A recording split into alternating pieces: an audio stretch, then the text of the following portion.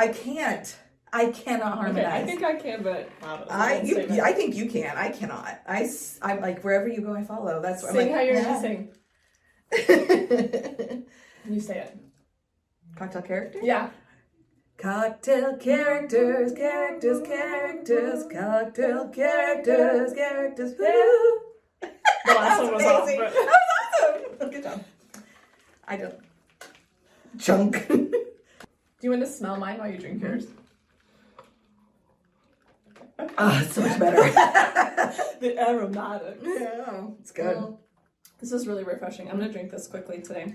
Okay, so I've been on the edge of my seat about your creek day. My creek day. All right, So call it the crick here in the Midwest. Yeah, some do. Down at the creek. We did. I want to go to the crick. Fun. Yes. I love it. Okay. Yes, always. So Monday, I took the afternoon and met up with some gals and took Evie to the creek. Okay. We like to go to a free spot that's off the walking trail. Mm-hmm. And I have to get my little wagon and pack it up with all my stuff. Yeah. And is tow this it like down. Wildcat? Mm-hmm. I think I know the little like cove in there. Okay. Yeah. There's usually some people down there. Okay, so the girls had tried to go there a couple weeks before, but it had been too much raining and the beach was like gone. Yeah. So, but I went and checked it and it was receded, so it was perfect. So, so what happened was, we went down and it was pretty quiet at first there. It was just a couple other people. Eventually, I brought Cinder, our dog.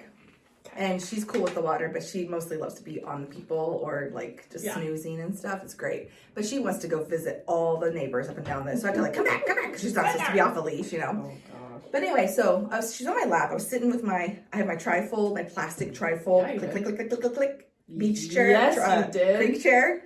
And I had it down in the water, and we're just like chit-chatting. There's only a couple of us there so far at that point. It's so wonderful. And we're sitting, she was sitting in my lap, and she was all wet and snuggled up. And I heard somebody go, hey! And there's like this bend coming down to and I look back, and there's this gal, and you could just see her head over the foliage, and her friend had already come down, and she's like, is your dog on a leash? And I'm like, no. I'm like looking, craning, like, that's all I see. I'm like, no, but she can be.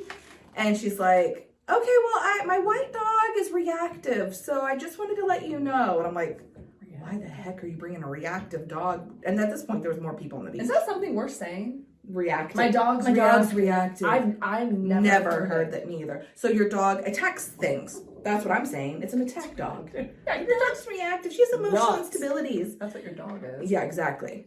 Then she comes around. She's like the size of Evie. Like, the dog? No, the woman. Oh. And she has these two huge. Baby's small. She's like, 13. She's like teeny tiny. Yeah. She's like, anyway, she's like the size of this glass. Here's the woman. She comes around and she's going ding, ding, ding, ding, ding. And she has these two huge pit bulls, beautiful pit bulls. Great. And huge and like stock. And reactive. One's reactive, but it has a friend. So I imagine that when one reacts, possibly the other. friend's going to get reactive. We're all going to react. Listen, if you were reactive and we were out and you reacted, I'd react right back. Like my friend's reactive. It's like cutthroat. It's like you get your tribe and we're all reactive together. Like, I'm not spicy, but if she gets reactive, you're getting reactive. Okay. So that's what's happening. This is the pitbull. Yeah. She comes down and she could barely hang on to these guys, and they're like huge and I just hook my finger up because I haven't got up. She didn't give me a chance to go get the leash, which is fine. Cinder doesn't. She's like, cool, see ya. So also Cinder is like she's the size of the lemon. Yeah, she's a 12-pound Aussie Doodle, mini Aussie Doodle. So she's like, and she looks even scrawnier with her wet mop hair. Anyway, she comes around. She's facing far away from us on the back of the beach, and she walks. And she's like the all the way down with her reactive pit bull. And then we just stay down on our side. And then if when I got up to go meet somebody on the trail to show them where we're at, I put her leash on her, so like that. And then she's walking around with these pits with her thong on down there, her thong bikini. Those are all the rage right now. Oh my gosh, I'm like, that seems like a bad idea because that's going to get real weird when you have to try to pull your dog back off of somebody's throat. And it's just going to be just buns everywhere. The string is not going to be helping you at that it's point. not going to help. I think it's gonna get bad. Anyway, she stayed. Thankfully, she was smart enough. Her and her little cutesy friends to stay on the other end of the beach, and there was lots of little other fuzzy dogs like mine leashed down the hanging out. Anyway, so that was fun. And then at some point, actually, I think it was before she came down.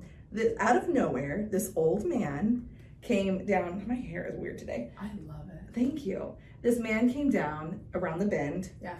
Jeans, like a long sleeve button-up old man shirt, okay. and like some active sandals, like Velcro-y active sandals, you know. And he's like, "The war has begun! The war has begun! Gas is $5!" And then the people next to me who are 100% high, they're like, "Huh? Huh?" And I'm like, me and my friend are just looking back, and Evie's like, "What does he mean?" And I was like, just don't. And he's like, "Stop," and he's looking at us really intently, like he's reactive. He's reactive as well. And I'm like, "Okay, cool, thanks." And the high counterparts over here are like, "It's happening." Yeah, they're like, "What? What?" And then we look at them, and we're just like, "Cool." And then he doesn't get a reaction out of us, and so he just like stands there looking around. Non-reactive. Non-reactive that moment. And then he turns out and he just walks back up the path and he's gone. Right. So we have an inspirational quote of the week on our that Evelyn had started months and months ago. And it's a little expo board on our refrigerator, and she puts up sometimes crazy stuff. So that's the quote of the week. "The war has begun!" Exclamation points. "Gas is $5. Old man at the river." Weird old man at the river or something. Oh my gosh, it's so funny. That's the last thing so I thought you were funny. going to say after you set him up. There's an old man walking, sandals, jeans, a button. The war has begun! It was so great. I love the creek. Next, last but not least, there is more. 3 stories. This is like one creek here in Missouri. That's right. Missouri. Creek in Missouri. Okay, lastly, there was this group of kids, 100% getting drunk and high. Okay. Well, I don't know about kids. They're like early 20s, late teens, whatever. Okay. Anyway, at this point, there was a whole group of us middle-aged gals. We're like 30s and 40s, and we're just chilling in the water, having a good time, snacking and having a beverage and whatever. Anyway, they're over there, and they're great. They're good. They're having a good time. They're not being too crazy or anything. It's awesome. Well, the one really cute kid, he has come down once and like, "Hi, how what's your name?" to me, and I introduced myself, and he was like, what are you doing? And do you want some shots? And I was like, "Shots of what?" And which I know what he, and he's like Fireball. And I was like, "Oh God, no, I hate Fireball. No thanks." And he said some other thing, and I was like, "Oh God, no, absolutely not. But thank you, appreciate the offer. Striking out. Get out of here." Yeah. He's like, "Well," and he asked me a couple other questions. He's like, "Yeah, you are so nice." I was like, "Thanks, you're pretty cool." And he's like, "Great." And he starts walking away. He's like, "Guys, I just met the coolest mom over here." And I was like, he kept calling me ma'am. And I was like, ma'am, okay, that feels really good. Coolest mom. You're the coolest mom. I know. I was like, "Oh, thanks, young man." You are the coolest mom. Oh, how it started? Oh, I know. I forgot to tell you how it started. How it started was my chair was empty because I was up getting a snack or whatever. And he goes, "Hey, can I sit in that chair?" And it was like, my friend, an empty chair, my friend. And I was just sitting in it. He goes, "Can I sit in your chair?" And I was like, "Why?" And he goes, "Well, because I want to." And I go, "But I'm going to sit in it." And he goes, "Well, can I sit in it until you get back?" And I go, "No." And he's like, "Oh." And then we started talking about shots. I'm like, get back. I'm getting a snack. Get out of here. Get out of here. I'm a middle-aged mom. I don't have time for your come up here flirting with us old ladies. Get out of here. No. Don't you have a girlfriend over there? Get out of here. What a day you had. I know. It's going way too long. He ended up coming back at the end as we were packing up, and he was trying to help us pack it off. He was so drunk, and he was like, he liked y'all. He did. He was like, "Can I help you take your stuff to the car? I'll drive that." I was like, "No," I was like, "I got it. No, I got it." Oh, and then he insisted on picking up my chair and helping, and it was just had mud and rocks all over. I was like, "Okay, thank you, but go rinse it off for me first then. If you're gonna help me, let's go rinse it off." Okay, you get a task. Yes, and he's like, "Okay." And he went and he dipped it in, came back, and he had it all folded up, and he helped me slide it in. And And then he picked up my friends who had the same kind of thing, and it was dirty. I was like, go rinse that one off too. And he's like, okay, me. And then he was asking me all these questions. Okay, and he's like, I want to help you. And I was like, honey, you can barely stand up. I was like, precious. He was so cute. He's like, if you can't tell, he was half black. And he had this gray hair, and he was super cute. Great hair. Super cute. He's really sweet. And Ellen was just standing there watching, like, what's wrong with this guy? We got to know each other. I'm not going to tell his name. It was a really cute name. He's like, you probably can't tell I'm from Mount Vernon, can you? And he's like, maybe you can't. I'm actually a farm boy. And he has, so his coloring, and then he has this fro, and then he has this, like, hick accent. I was like, that tracks. I was like, Mount Vernon is great. Appreciate you. And then he wouldn't go away. Oh, I want to help you. Are you an independent woman? Strong independent? I was like, yes, I am. He's like, are you married? I was like, I told you I was. Yes, I'm married. He's like, and he was like, he's like, but I bet your husband's stronger than you. I was like, yes, he's definitely stronger than me, for sure. He's like, not just physically, probably mentally. And I looked at him, I was like, no. I was like, easy does it, son. And he was like, laughing. And he's like, I really want to help you guys up there. I know you're strong and you can do it, but I really want to help you. And I was like, I got it. I said, dude, you can barely stand. And he was like, I know. He's like, I actually had 4 or 5 DUIs. I was like, okay. So you are not stronger mentally. No. And he has a couple kids, and I got to know about him, and he has a new girlfriend that has a kid, and I have to accept her kid now. And I'm like, yeah, that's nice. And I have a motorcycle. Do you like motorcycles? I'm like, I love it. My husband has a Harley. And he's like, oh, I could never have a Harley. He's struggling in his relationship. At the end of it, he asked me. Listen, he told me, sister, if you are listening to this and you are dating someone from Mount Vernon, great hair, cutie name, has a couple DUIs, 4 to 5, black. What else? Motorcycle, crotch rocket. He said. Crotch rocket, farm boy. He's questioning things. You need to have a hard conversation because there's something going on. It's so funny. At the end of it, he said he loves Jesus and he's working on that. Hey, yes. And I was like, that's great. And he's like, are you religious or church or something? And I was like, yeah. And then he was like, asked me where we went, and I told him, and he was like, guys. And he's like, I'll see you Sunday. I was like, 10 o'clock Sunday on Schiffer Decker. And he's like, yep. He goes, let me ask you,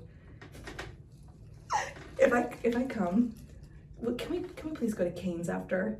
And I was like, absolutely. If you come Sunday, I will take you to Cane's. Jordan's gonna love it. I know. I told him all about him. Oh, he was like, great. He's like, please come. Oh, he's so cute.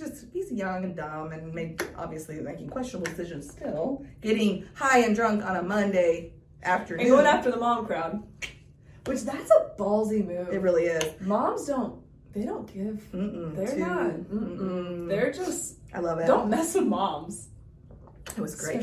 Fun. I know he went back and he was like, guys, I'm going to go to her church on Sunday. Guess what? And they're like, get over here. Sorry he's bothering you. Come back. And I was like, no, it's great. It was fun. And we were cracking up the whole way, pushing the cart, the rest of it. It was so funny. He's not coming on Sunday, but I really hope he does. I know, right? He's definitely not. He won't remember. He's 100% not. And I really wish he would. There's a part of me that's really pushing. If he does, I'm having Jordan take a picture of me and him, and I'll send it to you. Yes. Oh my gosh. It was really funny. The whole thing was a great experience. It was a great day all together, being in the water, and it was perfection. And then you have these like crazy things that happen. It just made the day level up. That's amazing. Level up. It was great. Wow. Now that I've taken up way too much time. No, I love it. Use what you can in there.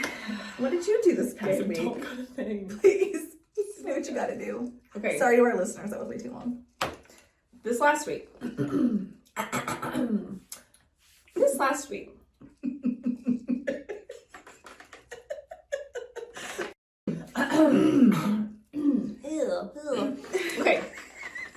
was good.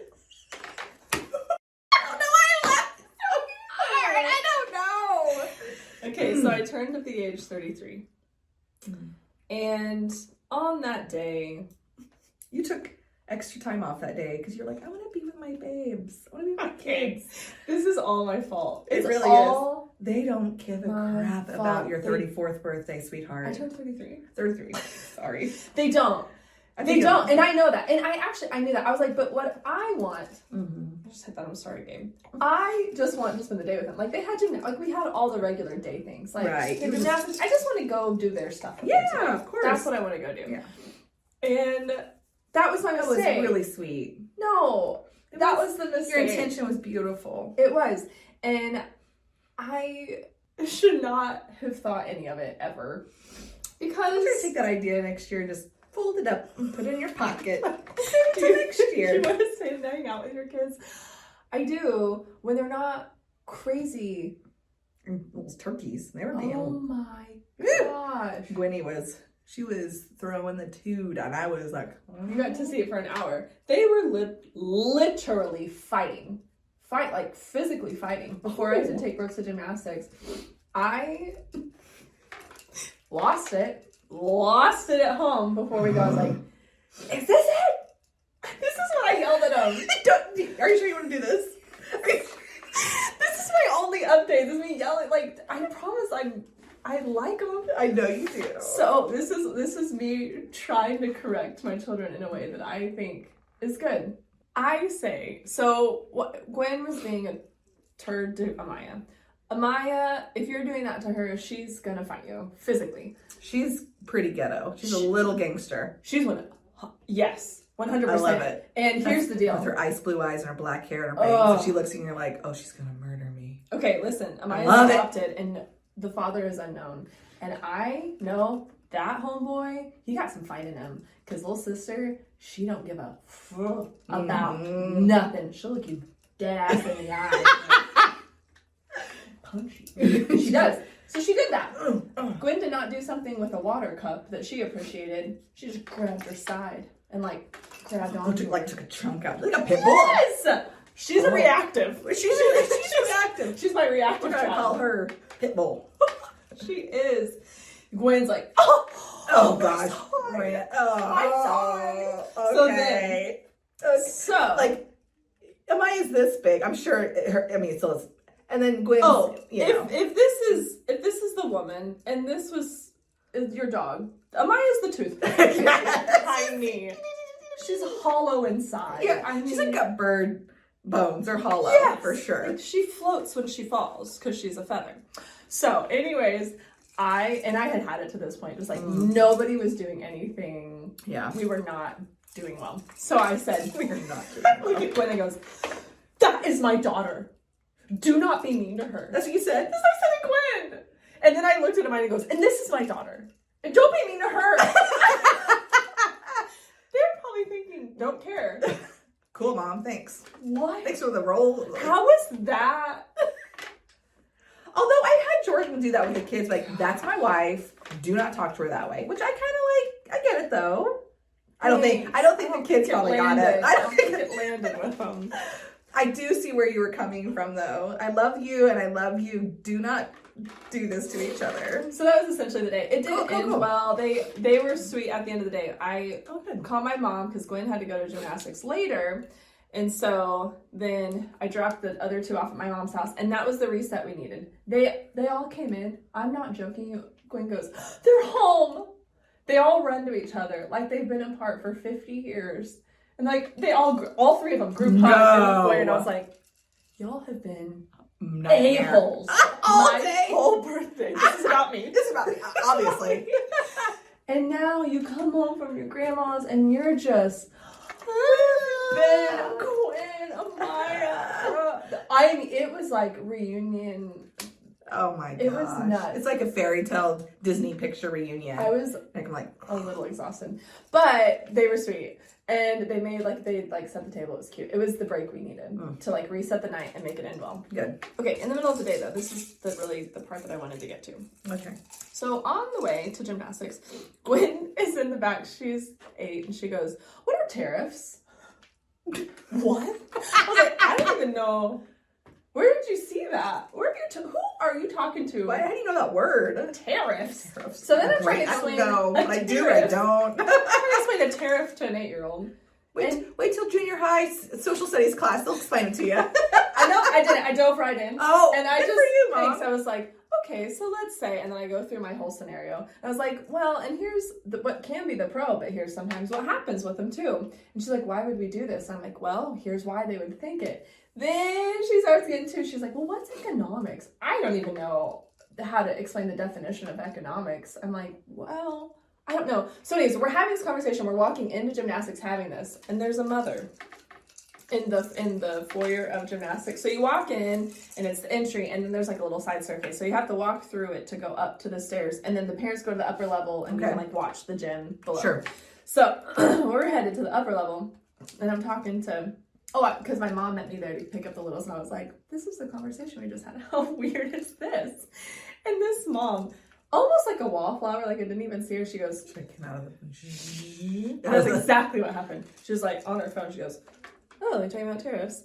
And this is kind of how she's talking. She was like, there's a thing on YouTube you guys can look up. I don't know. I do homeschooling, and I also, there's like a kids channel that you can get. I just heard tariff, and I heard kids, and I just thought, just so you know, there's like a place where you can go to learn these things. But she's not looking at either me or my mom, and I honestly didn't know who she was talking to. And I was like, oh, hey. And I can tell my mom was like, I don't know who she's talking to. Neither. She was kind of looking in the middle of us.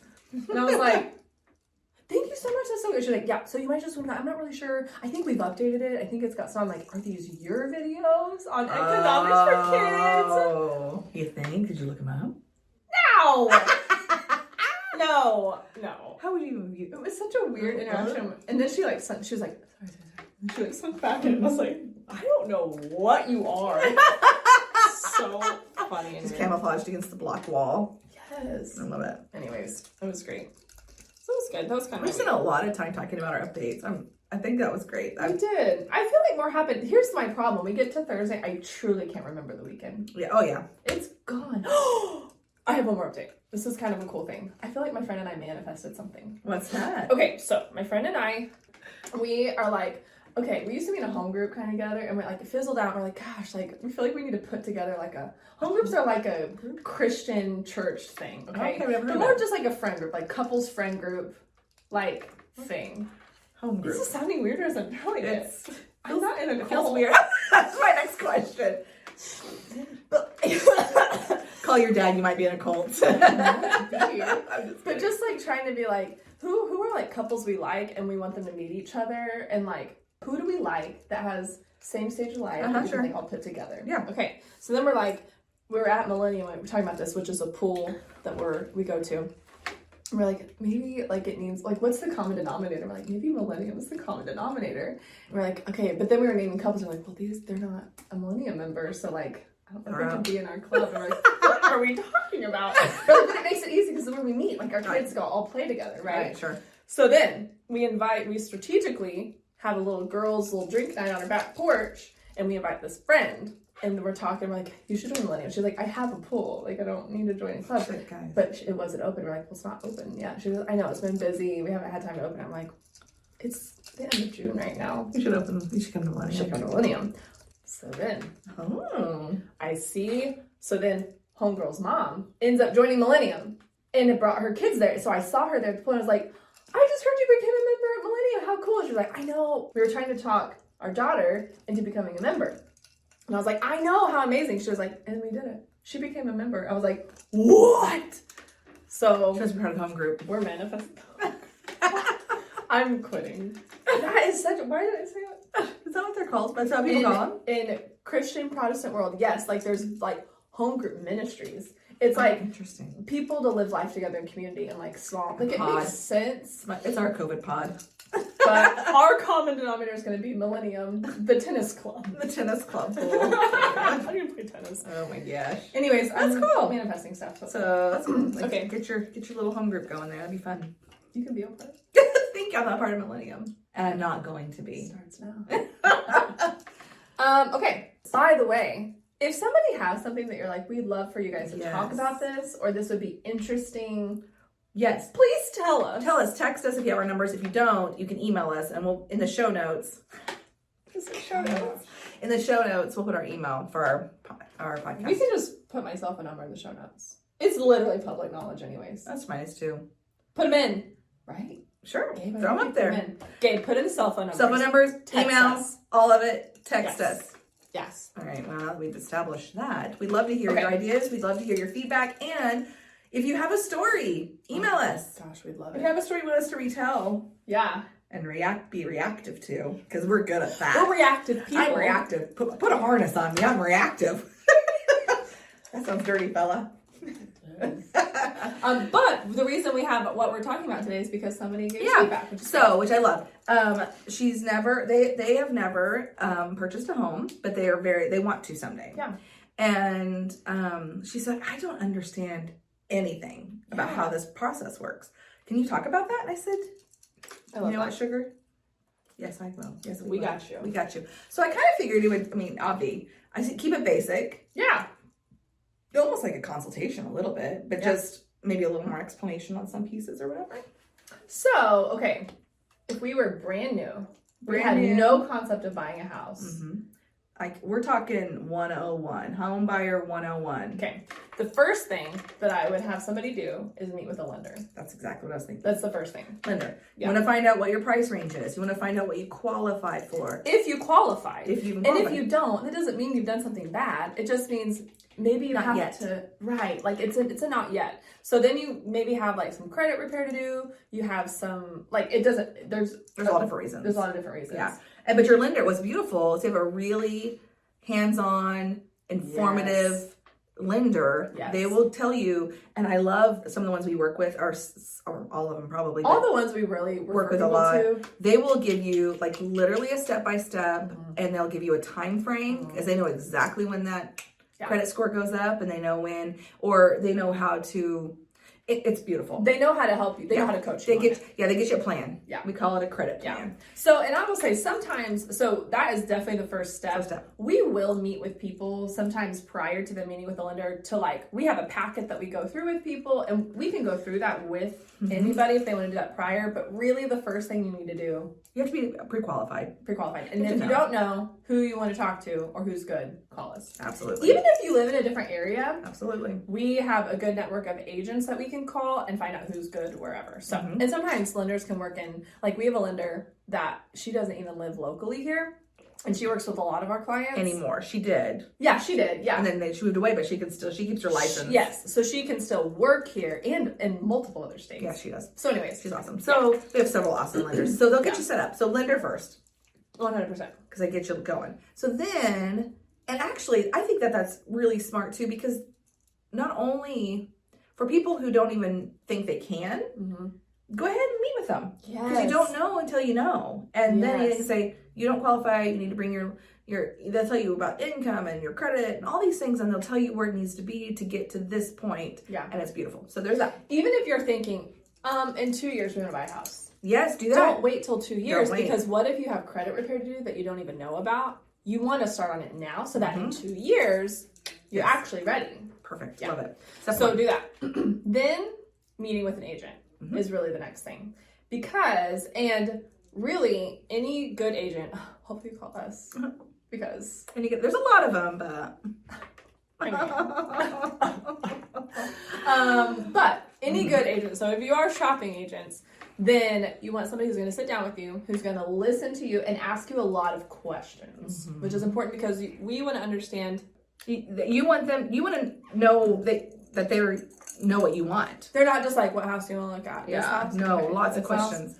Which I want to say this too. What? Okay, when you meet with your agent, you're going to tell them here's what's important to me, here's what's important to me. Depending on your price range, they also need to be realistic with you and set expectations. Okay, so what you're looking for in this price range, here's what we're looking at with the market.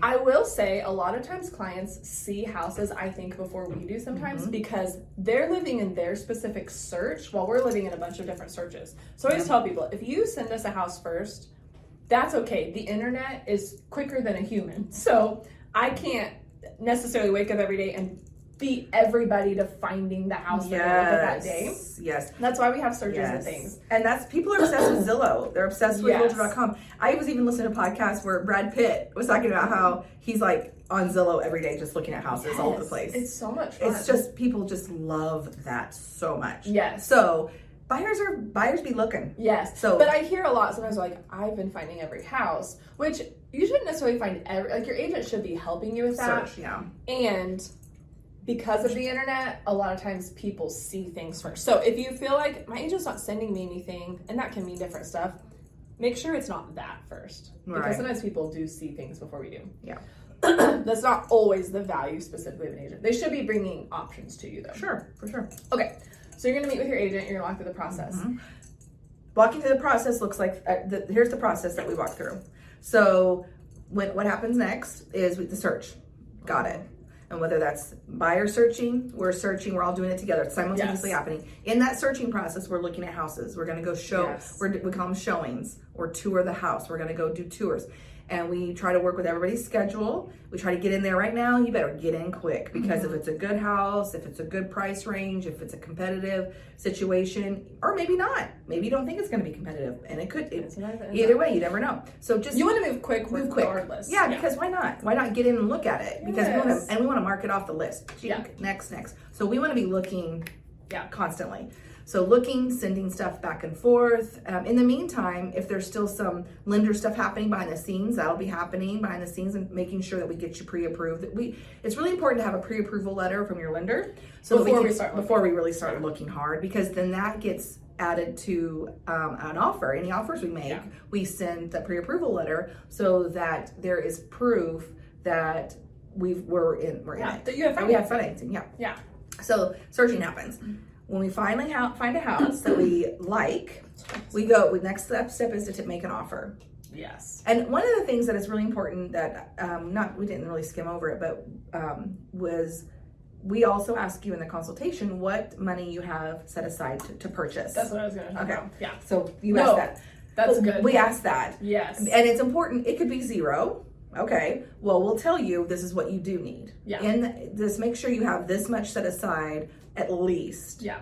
And that's for prepaid items like your inspections, and maybe we want your earnest money. So, and we'll talk about earnest money in a second. But so we'll ask you how much you have set aside. You can have zero, but we'll encourage you on what that needs to look like before we can make an offer. So that's part of it. There's never, if somebody is asking you, an agent's asking you about what you have set aside, be honest with them. They're not trying to judge you. No. They're trying to gauge where we're at in the situation so that we can know what we're working with. Because if I have somebody who has zero set aside, but maybe they're getting a grant for the down payment and we're going to ask the seller to pay closing costs, that's amazing. We just need to know what we're working with. Absolutely, because it affects our offers that we make. It affects our offers, and we just have to know, it helps us serve you better. It helps us work for you better, and we have to have something most of the time. Yeah, for sure. It is really difficult to have someone who has zero money set aside, because inspections are a buyer cost. You don't have to get them, and I really encourage getting them. It's wise. And then earnest money, and sellers are going to expect it. Yeah, and they should. They should. So we usually love to tell people, if you could have $1,000 in our area. Yes. $1,000. $1,000. So that's gonna be very specific, and that's gonna be. I just threw water on my face from the condensation. Make it a little like. It did. You want to be like. Have the that fresh glowy, so that's very specific to our area, and it's specific to probably first-time homeowners in a certain price range. Yeah. If you're that's why you need to meet with somebody. They're going to tell you this is what you need. Yeah. And earnest money. Okay, so earnest money, weird word. Basically, we also call it good faith money. But when you make an offer, we want to put earnest money on that, and it can be arranged, and it kind of is based upon the sales price usually. Totally. So anywhere from $250, I've seen $100 on there, but usually $500 is a nice minimum. Again, in our area, yes, but that ranges. We've done $10,000 in earnest money before. If we move up in price point, again, we'll coach you on earnest money. Yeah. So earnest money basically is money that you put forth after they've accepted your offer. Yeah.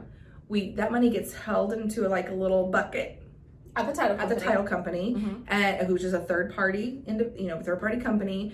And they hold it until closing, and then you'll see on your numbers, your credit or your closing statement is what it's called. You'll see a credit on there for that money, that $500. So it goes it's money towards your it comes back cost. It comes back. They're just holding it because what happens is, for a seller, they want to know you have some skin in the game. They want to know that you're serious about your offer, and they want to know that they're protected. That if you get flaky as a buyer, you get scared, and you don't work through the process as a contract lays out, contractually, because there's lots of stopping points or pause points in a contract where things can change, and a buyer has the right to back out, or the seller has the right to back out of the contract depending on the situation. But the seller wants to know that if you cut bait and run for no reason, that they haven't, like, because they're not left with nothing. Exactly. Because they're taking their house off the market. Yeah, and I think that's something, and I like that you said serious about your offer. That's what I normally say to people about earnest money. When we're making offers, this is someone's home. They're expecting this money. Like, we want to work through the process. We represent whoever we're representing on each side. Right. And as a buyer, if we're going to go make an offer on a house, we want to be serious about the house. Now, if something comes up and new information presents itself, say in whatever inspections, appraisal, they're like, oh, this is completely new and we can't get worked through it. That's different. But the seller wants to know, hey, you've got a contract on my house. You're moving forward with this, so I can go look. I have to move somewhere else. Yes. Yep. And if you back out on this, that's going to mess up this. And it's a whole chain of events. Yeah. So it's people. Yeah. And we gotta keep that in mind. And so that it's just basically what I love to tell people on that situation. Like what we said is 9 times out of 10, that money is going to end up being, it's always going to be yours, and it's always going to be a credit on the closing statement at the tail end of the transaction. So just be ready to put money down. Yes. At what's called so earnest you need money. something That you're earnest about your offer. Earnest moolah. Moolah. So, okay, so we've got our offer in, it's been accepted. Yep. We start the process of what's called the under contract process. Yes. And there are steps to that. We don't necessarily need to go into all that, but in that process, you start working through inspections and appraisals and all that. And your lender starts going through with their process. So they're going to be keeping you up to date constantly of here's where we're at, here's where we're at. Once you go under contract, they do a commitment, a loan commitment. And then we're in it. We're locked in. They lock your rate. Lock your rate. We move forward. And just so you know too, during the searching process, we're in contact constantly with the lender. We're just even like yesterday, we want to make an offer, but we want to see where we're landing on our payment. So that's really important, is being able to budget for your monthly payment. That's where most buyers are at. We get it. So we're like, what should we make for our offer? What should our offer be? What should our closing costs look like? We go back to the lender and we ask for them to tell me, hey, if we make this offer, what's our payment going to look like? Because it's not just, okay, if you get a lender, if you get an agent, those two people need to work together. If they're not working together, we are communicating with our lenders all of the time on offers. Yeah. Okay, what does this mean for this person? Unless somebody doesn't really need it, or even that, we're communicating with our lenders all of the time. How much closing cost do we need? Do we need them covered? How much can we ask for? Every loan type's different.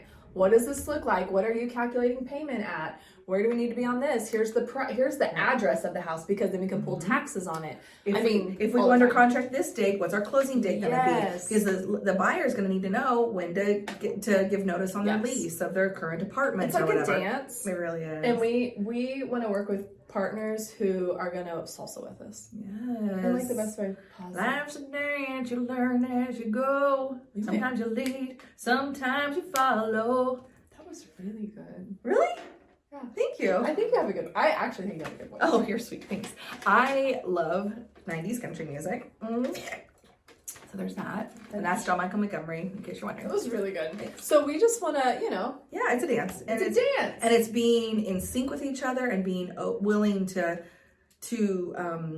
last night, it was after 6 that you send a text over to their lender. He's awesome. And he was like, I got you. Yeah, he responded quickly. He was like, hey, I'm at this thing. I'll get with you first thing in the morning. Yep. 7 a.m. He had already sent me the information. Boom. So I was able to get it to the buyers before 8 o'clock. So that they can start working through what they want to do on their offer. It's fabulous. So it matters so much. It really does. Who you choose to work with on all of those different because then once you get under contract too, if you have somebody, because here's where I'm and we know we've talked about this before on a podcast, but the value of an agent, the value of hiring good people is not just hold my hand, here's the next part. It's oh no, here's a hill that came up. Okay, come on, we're gonna get through the hill, and here's all the ways that we are able to get you through this hill.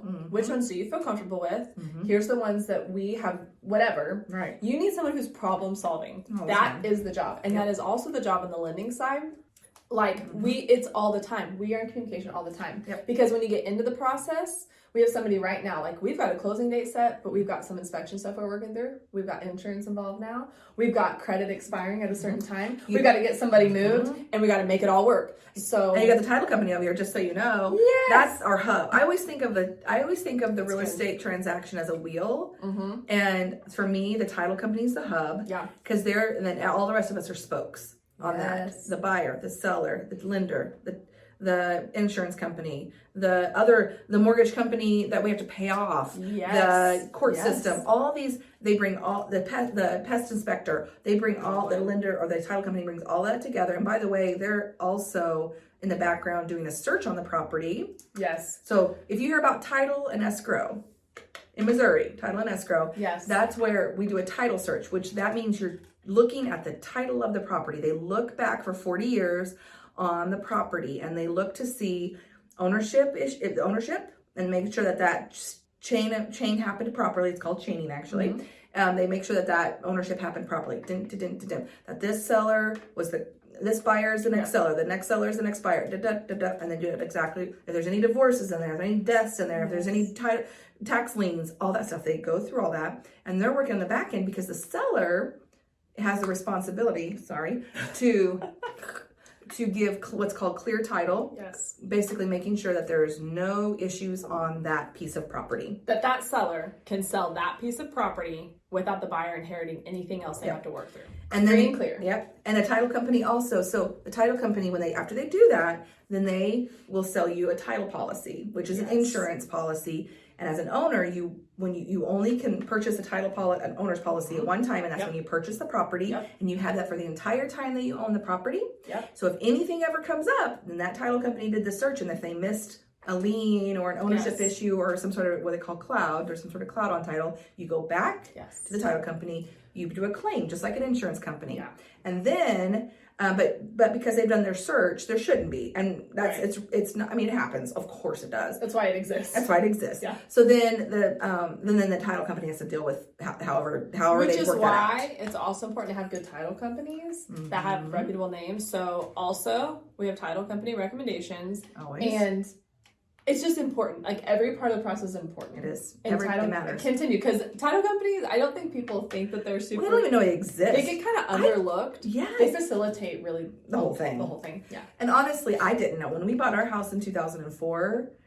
I went in and signed, and I was like, ugh. I had no idea. I'm just like, okay. It was just like a whirlwind, and I didn't know what she was saying. I mean, I knew what my rate was and my payment was. Really, that's all I cared about. I actually ended up going to work for that same title company about 8 months later, and the person who closed us, Deb, was my boss. I know. Well, she was like my anyway, she became my boss. Anyway, she's awesome. And I learned so much, and I was like, oh, that's what I did when I came here 8 months. I had no clue why I was there. I didn't know who these people were. And maybe the lender, I didn't have an agent. We did it for sell by owner. But maybe the lender told me. But I don't know. Anyway, so they do the title search, and then what's the escrow side of it is the closing company. So what they do is they pull all that stuff. Like I said, they're the hub. They pull all of it together. And at the very end, you go into that building, into that closing company, and they help you sign all the documents, all the loan documents, any extra realtor documents that were missed, all the things. And then you sign it away, and then that's when you get your keys. That's actually the purchase. That's when funds transfer. That's when the property transfers. If we fund then, which most of the time that's the goal, we're funding the day we're signing, that's when the full property closes and you get keys. Yeah. And after that, it's yours. I mean, there's some stuff in between of like transferring utilities and going over numbers highlights. And but those are the main. And there's, like we said earlier, there's once you're under contract, there's those like little cross section of you're gonna look at your inspections together. You're gonna work through those and make sure there's nothing that we don't want to ask for on repairs, and then the appraisal gets done, and the lender says, hey, appraisal's good, we have the right value, your house is worth what they say it's worth, and so you're great, and we move on from there. So there's all these little pieces that come together, but the main things are that, and if you're feeling unsure or nervous about it, set up a meeting. Set up a meeting and talk and ask all the questions, because I always tell people there's no dumb questions, there's not too many questions. What's our drink? Doesn't even matter. Talk loud. They can't hear Okay, I'm looking at the green dot. We did. Chat helped me find this. Chat. So this is a basil cucumber gin smash. It is delicious. So good. You muddle the cucumbers and the basil, which I picked. Again, I always have to brag about that. And then you smash that. You put in ice. You put in 2 ounces of gin. That's what she said. Smash that. Gin. Like half a lemon. Squeeze it in there. Very good. 3/4 of an ounce of some simple syrup. Boom. Shake, shake, shake, shake, shake, shake, shake, shake. Put it in your glass with lots of ice. And then put some sparkling water or club soda. Whatever you want. Call us.